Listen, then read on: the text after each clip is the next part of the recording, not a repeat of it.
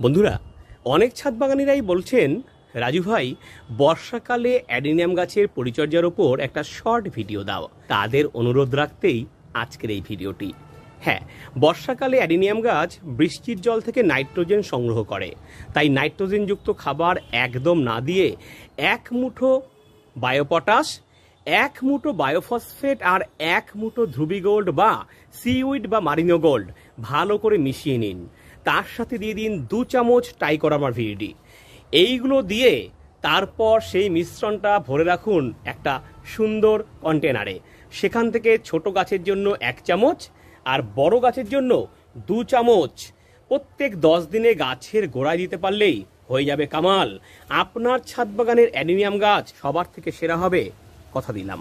এইরকম shortcut tips রোজ পেতে subscribe করুন সাধের ছাদ বাগান ইউটিউব চ্যানেল, ফলো করুন সাধের ছাদ বাগান ফেসবুক পেজ। ধন্যবাদ।